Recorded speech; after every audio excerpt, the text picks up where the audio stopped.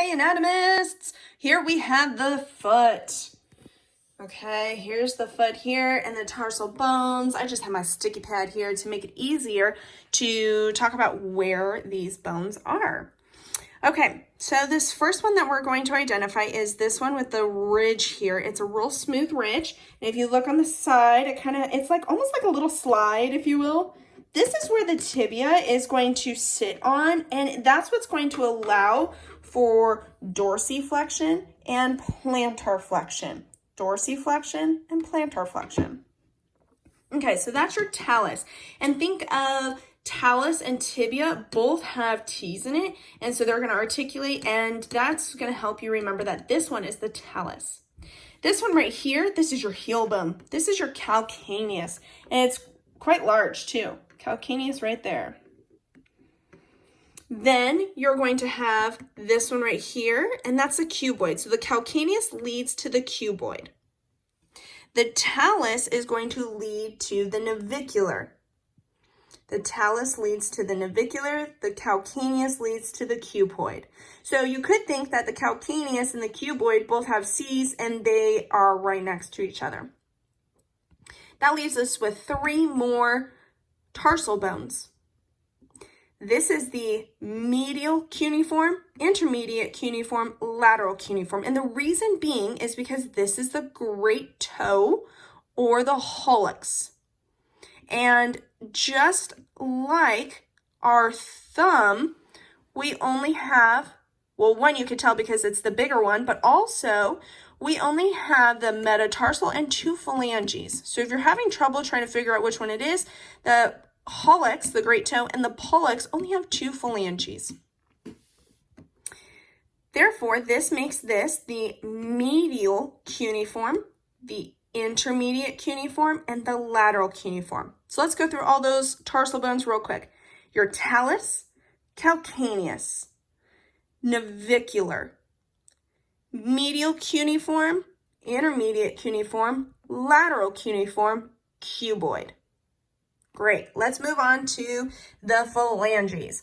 These regions right here, these bones, just like our hand, these are the metatarsals.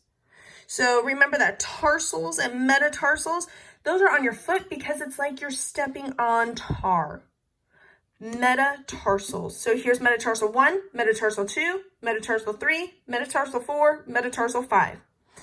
Let's go on to our phalanges. Here is our proximal phalanx. Remember how in our carpals or in our hand that we have the proximal right next to the metacarpal.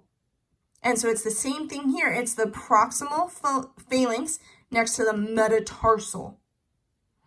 So proximal phalanx of metatarsal 1 because we're on the foot.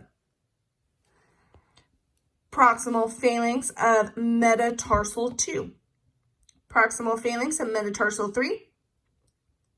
Proximal phalanx of metatarsal 4. Proximal phalanx of metatarsal 5.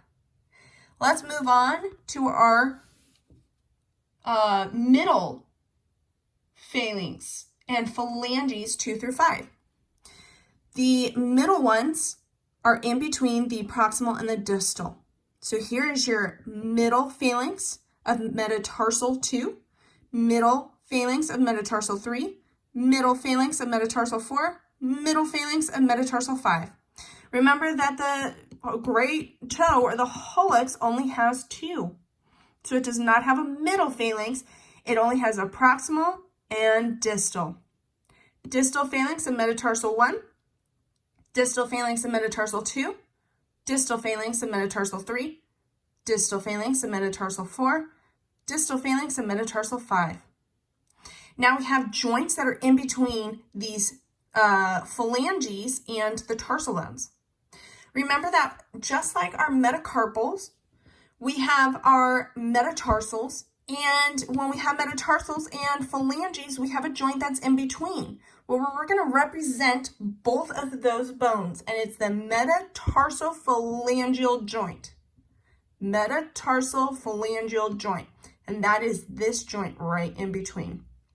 This would be the Metatarsophalangeal Joint 1, Metatarsophalangeal Joint 2, Metatarsophalangeal Joint 3, Metatarsophalangeal Joint 4, Metatarsophalangeal Joint 5.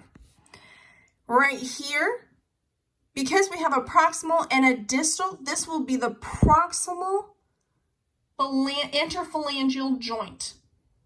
Proximal interphalangeal joint, because it's touching the proximal, therefore it's going to be the proximal joint, and it's interphalangeal because it's in between the two phalanges. Proximal interphalangeal joint of metacarpal or metatarsal 1.